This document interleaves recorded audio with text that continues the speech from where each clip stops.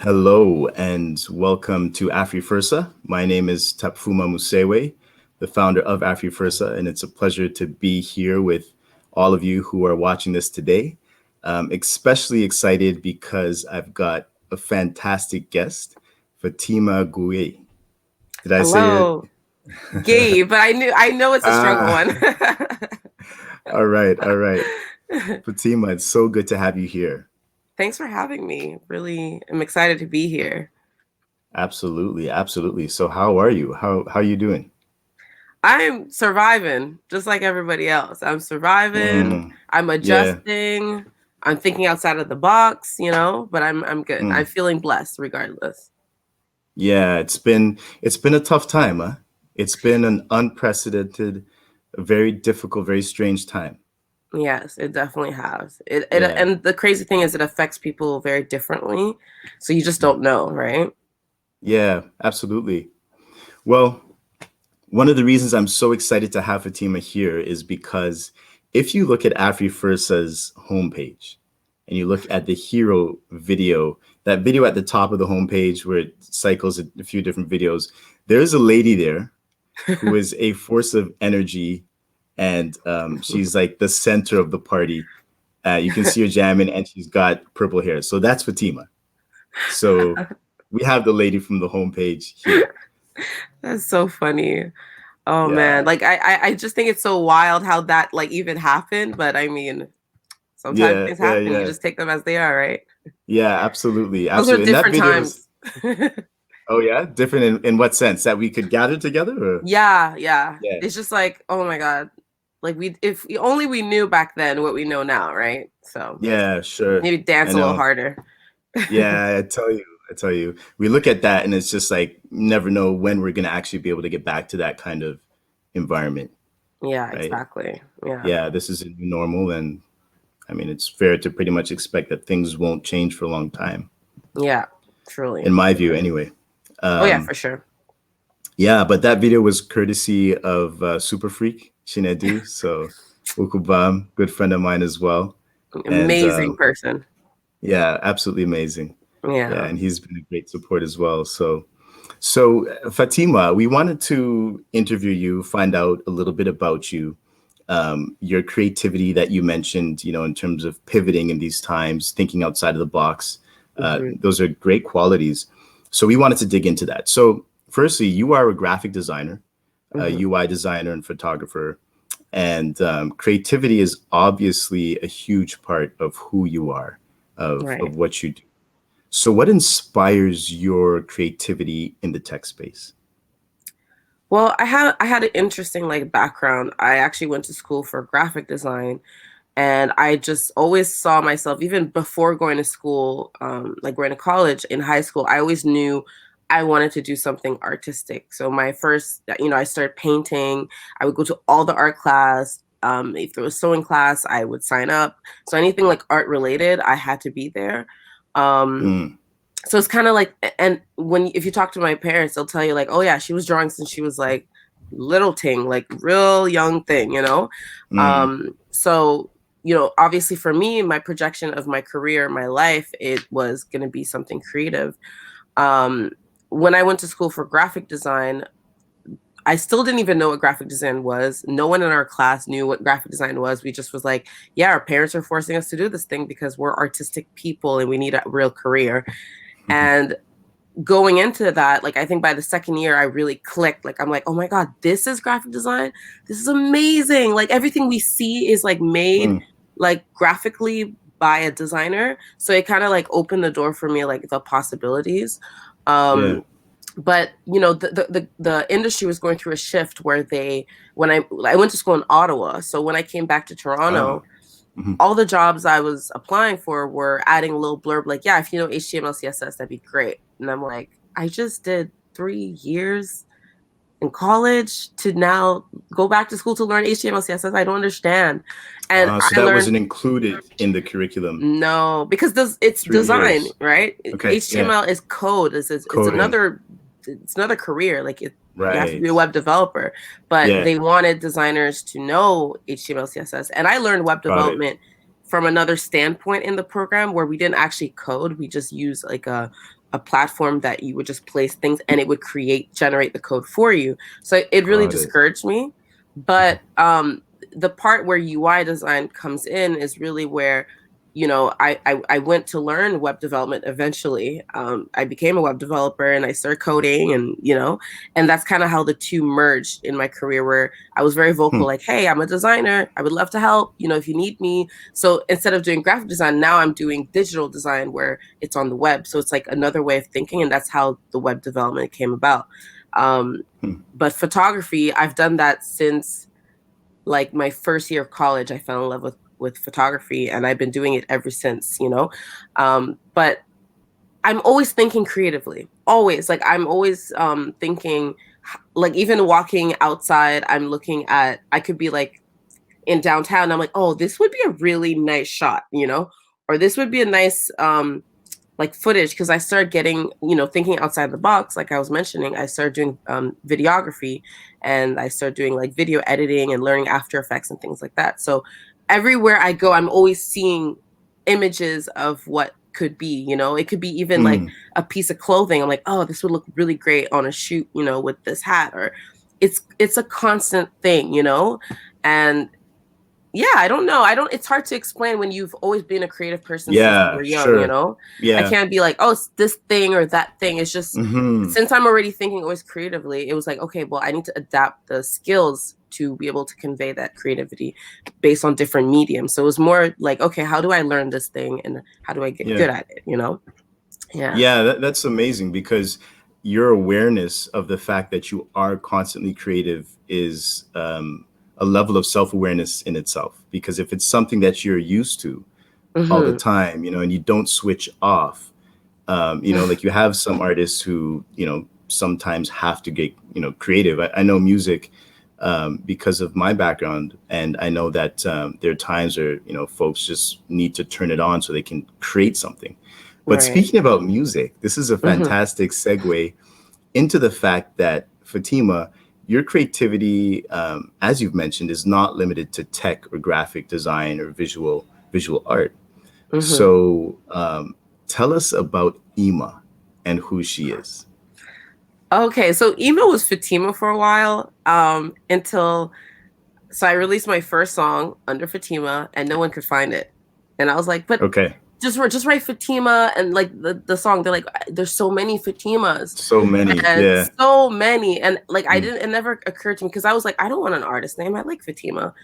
And I was having a conversation with one of my best friends, and I'm like, yo, like you need to help me. I need an artist name. And we were literally, she was in Quebec and I was in Toronto. We're on the phone on the internet trying to think of like ways, and then she came up with Ima. And then we searched Ima without an H, and she's like, oh, there's someone famous with Ima. I'm like, add the H. And she's like, boom, that's your name. And I was like, okay. Original. And yeah, I'm like, okay, cool. I have Yeah. an artist name, and it feels so like right, you know, like I identify That with is Ima cool. so much, because I Yeah. even see the distinction, you know, like I feel like Fatima is behind the scenes and Ima's like in front of the scene. So for example, like so Ima is an artist. She's a singer. She's a singer-songwriter. She writes, she records, she performs, she freestyles if she feels like it, you know. But I've been singing since I was like 12. But I didn't know, like I just knew I wanted to sing. Yeah. I would always like try to do talent shows like in high school, in college. Um, and I never like gave up, but you know, I kind of like put it on the back burner when I was trying to figure out my career. Yeah. And I could say in the last 5-6 years is when I've really been taking it very seriously and learning more about the music industry and how it actually functions. Because I was so naive. There's so many things I didn't know. But you know, it's been great. Like being in Toronto, like since last summer, I performed at Afrofest, and that was Yes, I the kind of, remember. yeah, that was like the first like start of like, okay, like I'm I'm performing now. I'm performing in Toronto. I'm taking this seriously. I'm recording. So I performed at Afrofest, and then I started just performing at other events like Afro House and Afrowave, and it just kept going and going and going. I performed for Chabata, like, and with that also it builds confidence because I didn't perform that much, so there was always this nerve thing, and Sure. now I still get nervous, but I get excited. I never want to get off stage. Like I'm like, I wish I could have done another song, but yeah, so even the part of like the reason why I got into videography is so I can shoot my own music videos, because like the videographers I wanted I couldn't afford, and the ones I couldn't afford, like I didn't really, it's not that they weren't good at their work, it's just I had a specific vision. And I bought a gimbal, I bought a drone, I bought all my equipment so I could do that myself. So I have amazing friends that are very eager to learn also the art of film. So we would just sit together and come up with concepts. And yeah, so we just decided from now on we're just gonna all do it. So I edit all the videos and I direct, and it's a collaboration. So yeah, you're creating, you're producing it, you're editing it. I mean, I'm learning. I don't have a lot under my belt, but I'm learning, and I actually really enjoy it. Yeah. And I have a great team that like are all about like, yeah, let's do this. Let's go scout some locations. Like I'm excited to shoot. I'm like, okay. That's amazing. That kind of support is amazing. And it's amazing that nowadays, for you as an artist to be able to do that, it's completely possible. There's tools out there to make it easier and to make you effective at what you do. So that's amazing. Now, one of the things about your music, which I also think is unique, and maybe it's because, having grown up in Toronto, in the Toronto area, but when you look at where you come from on the continent, Senegal, French speaking, and I see that in your music as well. You're bilingual. Sometimes you have tracks that are in straight English or straight French. And that's really, really interesting. So what underlies your choice of language? I mean, I don't really, sometimes I will be like, okay, I would like to have a French and Wolof song, or sometimes it really depends on the beat. And I'm like, this is a Wolof song, or or sometimes it's like the concept. I'm just thinking like, it'll be better to just, if it's just like a certain language, but it really depends. I'm never like offset, like it has to be this or it has to be that. Sometimes it's also based on feelings and what you feel. Yeah, because my process of recording is I always freestyle on a track. Like I'll just play the beat, press record, and I'll just freestyle a whole take. And then sometimes based on that freestyle, Wolof comes out, or French comes out, or English comes out, right? And I love mixing languages because I speak 3 languages and they represent different cultures, and they are what are the 3 languages? So French, so French is my first language, and English is my second, and Wolof is my third. So Wolof is like outside of French, like everyone speaks Wolof in Senegal. We have different like tribes that speak different language, but Wolof is kind of like everyone kind of speaks it, Okay. Yeah. That's interesting. So do you find that like some of your listeners that like really might feel you on an English track, do they struggle when it comes to like Wolof or French and vice versa? Or do you find that they're pretty versatile as well? Funny thing is like music is so universal, like, and I'm not just saying that because I'm an artist, but like even as a listener, like if you go on my playlist of songs that I listen to, you'll get on some French songs, some Latin songs, some Nigerian songs, some Asian songs. Like honestly, it kind of like changes constantly, right? And I might not know what they're saying, but I am vibing to it. I am vibing. Sometimes it's a feel. So, even my last song that I just released, Guarantee, it's only French and Wolof, right? Yeah. And I performed Loving that track right now. Yeah. Okay, nice. Yeah, So I performed it, and the people that were around, like, they don't speak French, and definitely not Wolof, and they are there going like Guarantee. They're like, yo, this song, I like it, and I'm just like, you don't understand. And he's like, yeah, but like the vibe, like it has this feel. And then they'll ask me like, what's the song about? And then I'll explain it, and I'll go like line per line. I'm like, so this part, the chorus says this, and like, and the thing is that's interesting is that Wolof, you know, you don't hear Wolof sang like this. Like in Senegal, we Mm. have our music is made for Senegalese people, you know, like it's not, I don't know how, It's it's more very traditional particular. and It's like, cultural. yes, I would say Hmm. that, you know, Hmm. they love their like if the one genre that's very popular is called mbalax, and it's very popular in Senegal, but like Okay. only the neighboring countries might listen to it, but it's not Hmm. very like international. And you know, I grew up in Canada, so I don't really like identify with mbalax, you know. I like some songs, but it's not really my style. So Yeah. I try to make Wolof more broad, you know, so people can from other places are like, whoa, Wolof, where's that from, you know? And just showing people like Wolof can be great on an R&B track, on a soul, on an Afro fusion, like, you know, Afro house track, right? And that's why I always like to include some Wolof, especially. Um, and it feels Yeah. That. good, like, you know, Yeah. my people are like, Yeah. wow, like this song it's Wolof. I'm like, yeah. I'm like, wow, that's we've never heard Wolof like that. I'm like, well, Wow. that's what I So want. that's really cool. So you're actually breaking new ground in that respect, and integrating or synthesizing these different aspects of what makes you you, Right, right? exactly. So that's incredible. So tell me more about how. So you grew up in Canada. Yes. Okay. So yeah, Mhm. go ahead. Sorry. Well, just around that, could you get into how your African roots impact the stories that you tell through your music, or not just even your music, your creativity, what it is that you're trying to express, what kind of narratives and stories you like to share, and how your background in Africa, but also here in Canada, impacts that. Yeah, so like I was born in Senegal and I came to Canada when I was like 4 months old. Like Mhm. my dad was already in Quebec, in Saint Hyacinthe, very like small city in Quebec, deep Quebec.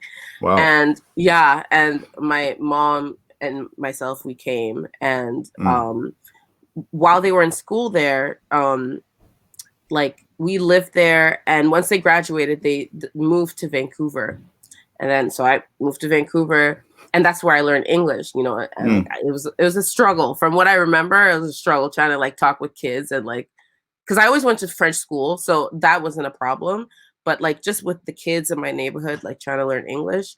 And then after that, our parents tricked me and my brother to that we're going to Senegal for vacation. 3 years later, we were still there. They came back, we Oh, stayed, you know. oh I wow. thought it was holidays, you know, but it, Yeah. it was an extended a 3 year stay. Okay. And culture shock, but it Sure. was really good because our parents were like, Mhm. listen, you kids aren't doing good in school. Mm. You're not speaking the language. We want you to learn your roots. So that was a like by force. You're going to Wow. stay with your grandma. You're going to stay with your aunties, your cousins. So that was a culture shock. And, Hmm. you know, So about how old were you then? I was 10. 10.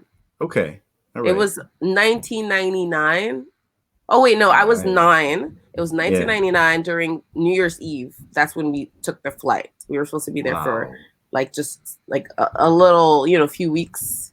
And you And must have thought, because it was New Year's Eve, that it was going to be, part of that celebratory yes, spirit, taking you back yup, home, have yup. some fun, and come back. Totally, Oh, a they got hundred you. percent. I was Yeah, telling my friend, they like, got you. yeah, we're going to Senegal. You know, the sun. It's gonna be nice, but I'll be back. Yeah, Yeah. like don't worry, like I'll be back. Yeah. Wow. I didn't come back for at least. I didn't Sure. actually know it was gonna be 3 years. They said Yeah. until you finish high school. So I was like, okay, high school it is. Yeah. So culture shock, Mm. total culture shock. Yeah. We I can didn't speak imagine. Wolof either, so it's kind Hmm. of like me and my brother only spoke English to each other. So it was like Mm. you would speak English, and you know, if you spoke English in Senegal, you are cool. You're Oh, cool. You're really? the coolest. Oh Okay. yeah. Oh Yeah. yeah.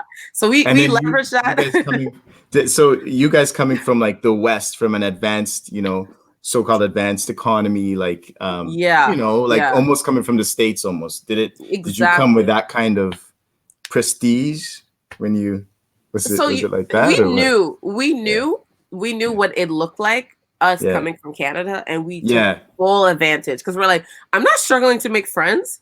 I'm not Mm, mm. going to be struggling right now. So we would leverage that. Whenever we would be around people, we were like, Mars, let's speak English. I mean, him would start speaking English. Like, oh, you guys speak, listen to their English. It's so clean, you know? And even with friends, like, you know, our parents would always send us clothes and stuff. And, you know, people would always compliment like what we were wearing because it wasn't like what they have there. You know, because they had more European access than like, you know, American accent and brands. Which is like so silly because I love the clothes there. Whenever I go back, I come back with like suitcases and stuff, you know? Absolutely. You know? But yeah, definitely leverage that. Like we would never say we're from Canada. We say we're from America. We say North America. Exactly. And they're like, North America? Exactly. I'm like, yes, you know? But yeah, like I think the way that I write music, like even with Guarantee, like that's a perfect example. Guarantee is a song about, you know, we're good. We're in a relationship. We're happy. Everything's great. Your parents love me. My parents love you. So when are you going to like ask me to be your wife, you know? And that's not very something I would say Westerns be like, so like, when are you going to make it official? When you're going to, you know, like ask me to be your, like, when are you going to, like, how can I say like the engagement? But I was thinking more Senegal when I was writing this song. Like, how do they roll there? Because they don't waste time in Senegal. Like, you know, and as in a lot of cultures, you know, in Africa, they don't waste time. You like me, I like you, your parents approve of me. All right, like, let's do the celebration. Like, I'm your wife, you know, that could be like a month. That could be 3 months, you know, maybe a year, but like, I'm thinking like that, you know, it's not necessarily my mindset because like I grew up here, but there's a connection there because my family lives there. I hear these stories and it's like, you know, I watch these like shows, like these series that are made in Senegal that talk about these things, you know, so it kind of like inspired that. That's why I'm using the words next to sokhna. Next to sokhna means be your wife, but sokhna like is actually a name of a person. Like my cousin's name is Sokhna, but Sokhna is also used as like wife, like be your wifey, you know, like your actual wife, you know. So I use those words in this. That's in Wolof. It's in Wolof. That part is in Wolof, you know. So there's big chunks that are in Wolof, but that's kind of how I think of it, right? But sometimes I think about my own experience. Some songs aren't like related just on my culture. It's about my experience or things I have heard. But the thing is, like, if let's say Senegal don't really like in Wolof, there's no songs like that. Me adding the Wolof is like creating that connection where people are like, oh my God, I feel the same way. I just listen to French songs or other countries to relate that feeling, right? So wow, that's so interesting. So it's really cool that you're actually catering to both sides. I mean, to these two different regions all together, you know, through your music. And again, like bringing it together. That's amazing. So my next question is, as a Black African woman, what are some of the current challenges that you face as an upcoming musician and designer? And along with that, where have you found the allies and the support, you know, to keep it moving? I mean, it's crazy. I actually had like a similar question years ago when I went to, I was invited on a French show for, CBC. It was like a Radio Canada, but like CBC. And they asked me a similar question, like, what's your experience as a Black person in Toronto? But obviously your question is more broad. You know, like I've never really, like, fortunately, I've never really experienced, like, for example, straight up racism. Like, you know, like I've experienced it like one time. But there's also a new thing, not even a new thing, but something that came new to, like, maybe not new, but let's say something that I never really fully focused on. I just normalized it. And that's colorism. And my friends will be like, oh my God, there she goes with colorism. It's something I'm really passionate to talk about because I'm a dark-skinned, you know, like you said, African woman living in the Western world and just living in the world, because this does also affect Africa and other countries. But, you know, I've never, like, as a creative, like even as a designer in my career, I've never like felt like my skin meant anything.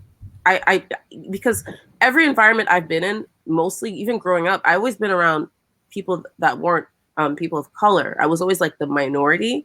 And Mm-hmm. it almost makes you feel invisible to yourself. Like you're not even aware that, oh, wait, I'm Black in this Yeah. environment.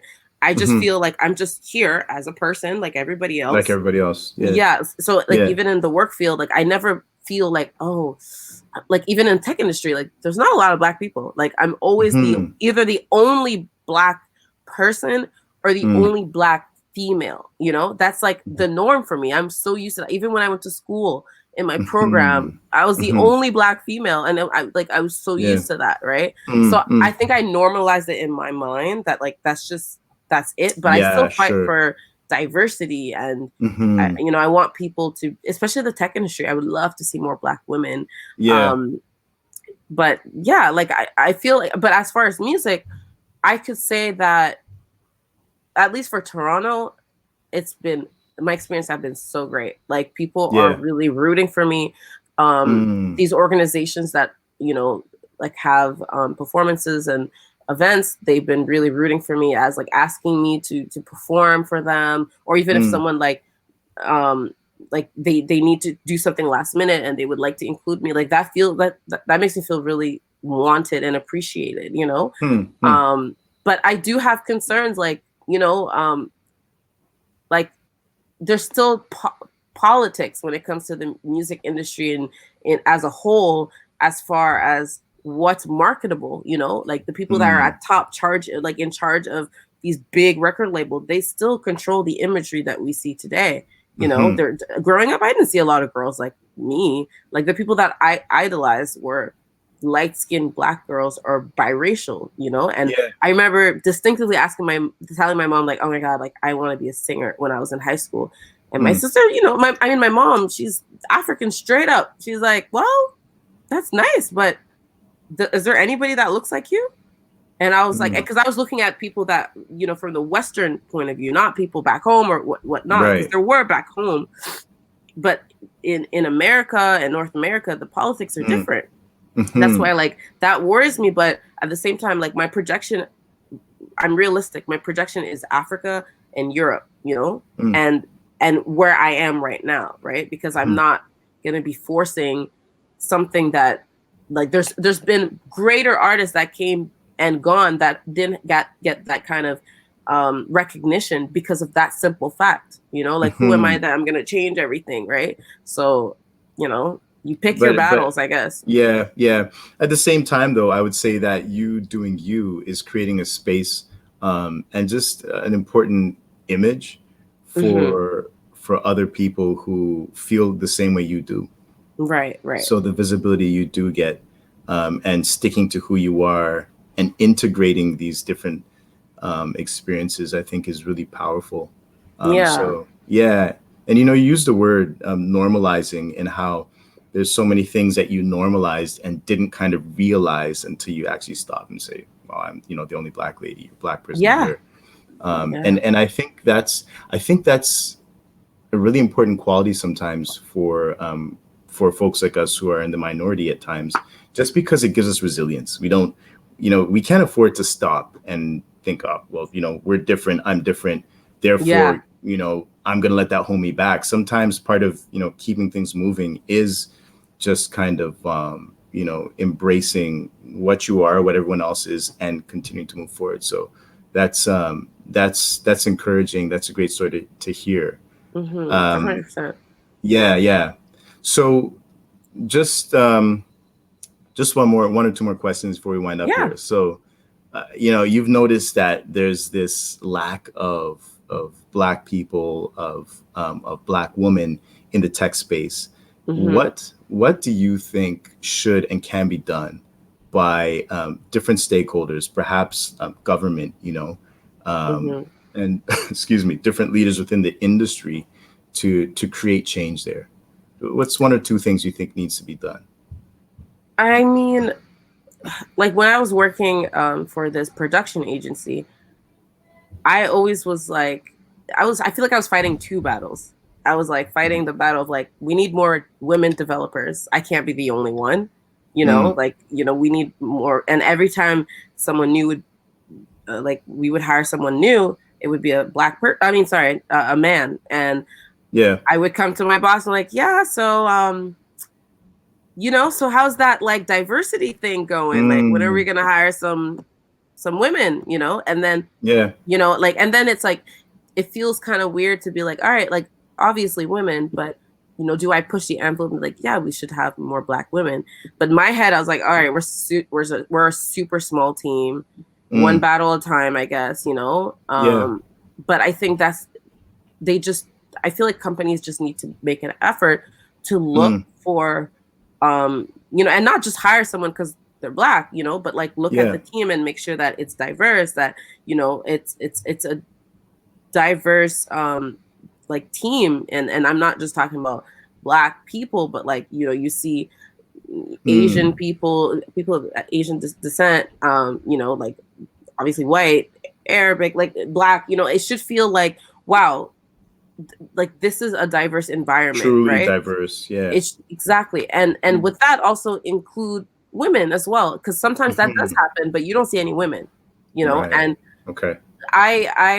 so the last place I worked at was Juneau College, and that's where I actually went as a student to learn web development, and I ended up working there as a teacher, and I ended up teaching code and the design.